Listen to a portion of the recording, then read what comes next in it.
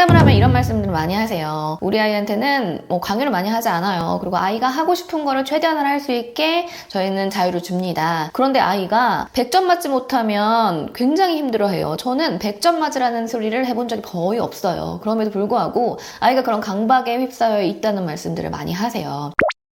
부모님은 주지 않았던 기준들이죠. 자, 100점을 맞아야 돼. 야, 100점 맞아야 좋은 거야. 이런 기준들. 부모님이 주지 않은 기준들을 아이들이 설정을 한다는 거예요. 왜냐? 아이들에게 본능적으로 있는 감정이 뭐냐? 인정 욕구겠죠. 자, 부모님한테 인정받기 위해서 내가 뭘 해야 되나를 아이들은 끊임없이 생각하고 있습니다.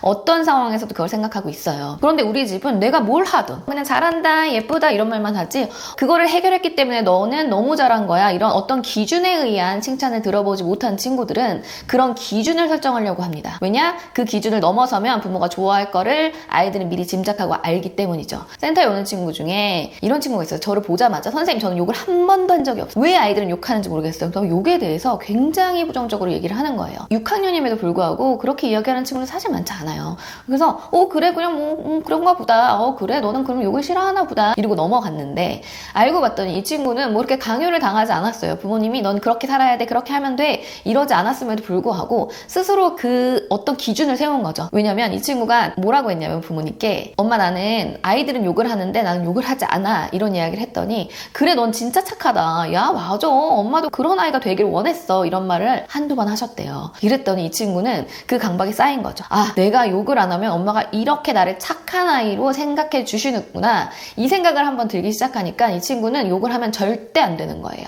욕을 하면 진짜 나쁜 사람이고 난 착한 사람이 아니게 되는 거죠. 그래서 그런 강박들이 아이들한테 생기는 거예요. 어떤 기준이 없으면 아이들은 인정받을 수 있는 그런 요소들이 별로 없죠. 뭐 신발 정리를 하면 너의 진짜 너무 멋진 사람인 것 같아 이런 기준을 하나 줬어요. 집에 왔을 때 신발을 제대로 놓잖아? 와 그거는 너무 멋진 행동이야 이런 기준을 줬다면 이 아이는 신발을 정확하게 깨끗하게 놓는 것만으로도 엄마한테 인정을 받을 수 있습니다. 하지만 아이가 어떤 행동을 해도 어허허허 웃어주는 그런 집의 친구들은 사실 내가 어떤 행동을 해야 부모님들이 나를 사랑해주고 인정해줄지에 대한 그런 고민들을 계속 한다는 거예요. 그래서 이 친구도 내가 칭찬받고 싶은데 칭찬받을 수 있는 게 욕이었던 거죠. 난 욕을 안 하면 부모한테 인정받을 수 있어. 그런데 문제는 뭐냐?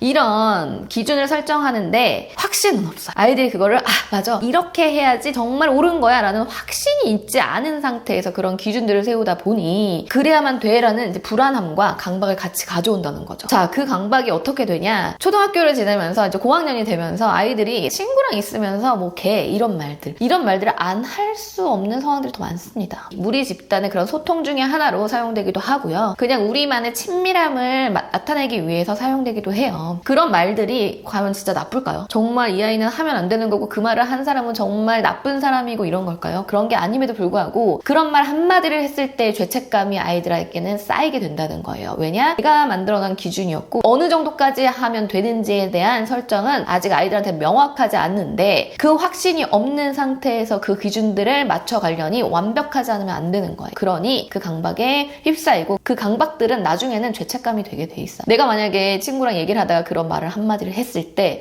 나 하면 안 되는데 나 했어 어떡하지? 난 나쁜 아이인가? 이런 죄책감까지 가져오게 된다는 거예요. 그래서 이런 기준들은 부모님께서 미리미리 주시면 그 기준들을 내가 해냈을 때 부모님한테 인정받을 수 있는 그러니까 아이들의 그 본능적인 인정받고 싶은 그런 욕구를 채울 수 있는 그런 요소가 된다는 거죠. 자칫 너무 사랑해서 그런 기준들이 없어서 어른들의 한계 설정들을 배워야 아이들이 나중에 한계 설정들을 하고 자기 통제력을 갖게 되는 건데 박탈하고 있는 건 아닌지 한번 고민해 보시기 바래요. 무조건적인 허용은 아이들을 자유롭게 만드는 게 아니라 경계선이 없는 사막에 놓아두는 아이가 눈치 보지 않고 당당하게 자라길 원한다면요. 부모가 먼저 명확한 건강한 울타리를 제공해 주셨으면 좋겠습니다.